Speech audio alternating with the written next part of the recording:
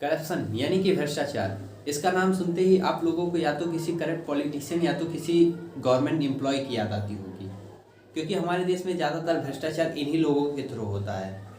अब आप लोग किसी सरकारी दफ्तर में ही चले जाइए तो वहाँ पे जितनी तेज़ी से काम मेज के ऊपर से होगा उतने उससे कहीं ज़्यादा तेज़ी से काम मेज के नीचे से होगा, यानी कि घूस लेकर। अब इस घूस की लेन देन के जिम्मेदार या तो आप सरकार को मानते होंगे या तो उन गवर्नमेंट एम्प्लॉय को जो घूस लेते हैं, लेकिन इसके कहीं असल जिम्मेदार हम हैं। हम अपना काम जल्दी करवाने के चक्कर में कुछ ज़्यादा पैसा पे कर देते हैं। ज़्यादा पैसे को वो गवर्नमेंट एम्प्लॉय अपना अधिकार मानते हैं और वही उनका अधिकार किसी गरीब पे करप्शन के रूप में निकलता है। अब हम या आप लोग ही डॉक्टर हैं, इंजीनियर हैं या पुलिसकर्मी हैं या अन्य गवर्नमेंट एम्प्लॉय हैं, हम घूस लेना पसंद तो करते हैं, लेकिन अगर कोई हमारे सामने घूस लेता है तो हम उसे करप्शन कहते हैं।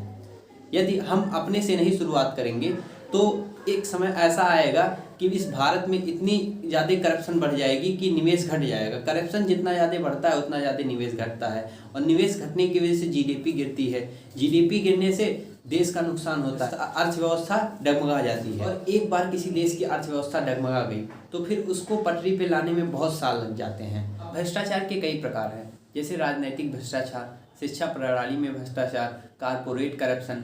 ये भ्रष्टाचार भी कई तरीके से किया जा सकता है, जैसे कि चुनाव में धांधली, घूसखोरी।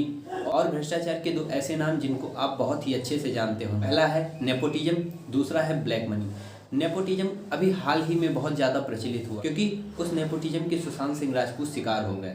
जिसमें काबिलियत थी वो आगे नहीं जा पाता है, वो एक्टर जिनको एक्टिंग तक नहीं आती है लेकिन उनके परिवार का आदमी या कोई और उस इंडस्ट्री में काम करता है, इस वजह से वो आगे बढ़ जाते हैं। यही होता है नेपोटिज्म। करप्शन का एक बहुत बड़ा कारण है ब्लैक मनी।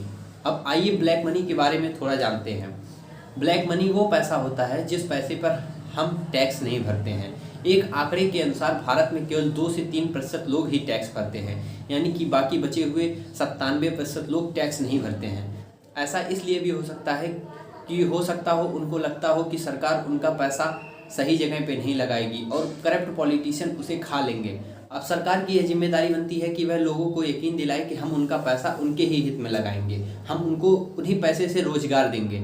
अगर जनता को यकीन नहीं होगा तो वो टैक्स नहीं भरेगी और यही टैक्स ब्लैक मनी के रूप में आगे उभर के आएगा। अब एक आंकड़े के अनुसार भारत में जितनी भी बड़ी राजनीतिक पार्टियां हैं, जैसे कि बीजेपी हो गई, कांग्रेस हो गई, एसपी हो गई, बीएसपी हो गई, इनका जो 70% डोनेशन आता है वो अननोन सोर्स के थ्रू आता है, यानी कोई नहीं जानता है कि वो 70% पैसा कहाँ से आता है। अब आप सोचिए कितना बड़ा गेम खेलते हैं ये लोग हमारे साथ। 70% पैसा कहाँ से आता है कोई नहीं जानता है।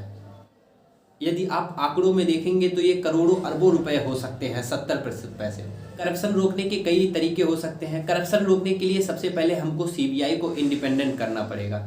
इस समय सीबीआई सेंट्रल गवर्नमेंट के लिए जवाबदेह है, यानी कि सीबीआई वहीं पे एक्शन ले सकती है जहाँ पे उसको सेंट्रल गवर्नमेंट कहेगी। अब मान लीजिए, सपोज करिए कि सेंट्रल गवर्नमेंट का कोई एम्प्लॉय या सेंट्रल गवर्नमेंट का कोई मिनिस्टर भ्रष्ट है या वो भ्रष्टाचार करता है, तो कोई भी सरकार ये नहीं चाहेगी कि हम अपने ही एम्प्लॉय या अपने ही मिनिस्टर के खिलाफ एक्शन लें। इस वजह से उन जो सरकार सत्ता में रहती है उनके खिलाफ कोई एक्शन नहीं होता है और बहुत सारे घोटाले होते हैं।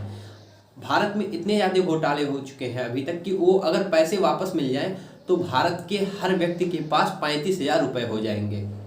अब सीबीआई को लेकर कभी कभी सेंट्रल गवर्नमेंट एक गेम भी खेलती है। एक पॉलिटिकल गेम ऐसा होता है कि वो व्यक्ति जो सेंट्रल गवर्नमेंट को अपोज करे उसके खिलाफ सीबीआई जांच बैठा देती है। कुछ वर्ष पूर्व 22 मार्च 2017 को एक फाइनेंस बिल लोकसभा में पास हुआ जिसका विरोध किसी ने नहीं किया। इस फाइनेंस बिल के तहत कोई भी प्राइवेट सेक्टर या कोई भी प्राइवेट कंपनियां अपने प्रॉफिट का जितना पैसा चाहे उतना वे किसी पार्टी को डोनेट कर सकती हैं। इसके पहले ये लिमिटेशन 7.5% ही था, यानी कि आप अपने प्रॉफिट का 7.5% ही डोनेट कर सकते हैं। अब आप लोग ये सोच रहे होंगे कि कोई प्राइवेट सेक्टर की कंपनियां सरकारी कंपनियों को या फिर गवर्नमेंट को पैसा डोनेट क्यों करती है या किसी पार्टी को पैसा डोनेट क्यों करती है। अब पैसा डोनेट करने के कई कारण हो सकते हैं। सपोज करिए आपने किसी पार्टी को उसके चुनावी इलेक्शन में पैसा डोनेट किया, उसके बाद वो पार्टी सत्ता में आती है। अब आप सोचिए आपके पास कितनी पावर होगी, आप गवर्नमेंट चला सकते हैं।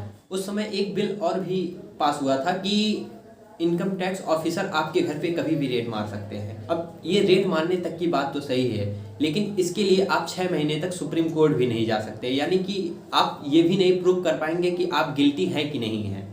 अब ये यहाँ तक तो सही है, लेकिन सेंट्रल गवर्नमेंट या कोई भी गवर्नमेंट इसको अपने तरीके से भी काम कर सकती है। उन लोगों के घर पे इनकम टैक्स की रेड मरवा सकती है जो सेंट्रल गवर्नमेंट या स्टेट गवर्नमेंट के अपोज कर रहे हो, क्योंकि इनकम टैक्स विभाग तो गवर्नमेंट के ही अधीन है और इसके लिए आप सुप्रीम कोर्ट भी नहीं जा पाएंगे। बहुत सारे लोग उस समय यह सोचकर इस बिल का सपोर्ट कर रहे थे कि ये मेरी पार्टी है, या ये ऐसी पार्टी है कि जिसको हमारे पूर्वजों ने वोट दिया, या ये पार्टी हमारे खिलाफ कुछ नहीं करेगी। हाँ ठीक है, चलिए मान लेते हैं कि यह पार्टी आपके खिलाफ कुछ नहीं करेगी, लेकिन सत्ता का क्या है, सरकारें तो बदलती रहती हैं, लेकिन ये बिल नहीं बदलेगा, क्योंकि उस समय 2017 में जितनी बहुमत की सरकार थी उतनी शायद अब नहीं आ सकती है, और बिना बहुमत की सरकार बने कोई भी बिल पास नहीं हो सकता है। तो ये फाइनेंस बिल हमेशा रहेगा, ये कभी हम पर और कभी आप पर गिर सकता है।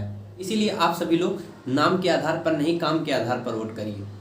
अगर आप धीरे धीरे किसी भी करप्शन का विरोध करना शुरू कर देंगे तो एक समय ऐसा आएगा कि हमारा भारत भी वैसा हो जाएगा जैसा कि पहले था, नो करप्शन। तो चलिए आज से ही शुरुआत करते हैं, और कहीं भी ये आप भ्रष्टाचार देखेंगे तो उसका विरोध करेंगे। इस प्रॉमिस के साथ इस वीडियो का अंत करते हैं, और हमारे चैनल के साथ बने रहिएगा। इस वीडियो को लाइक कर दिएगा, ज़्यादा से ज़्यादा शेयर कर दिएगा। धन्यवाद दोस्तों, मिलते हैं अगली वीडियो में, तब तक के लिए बाय।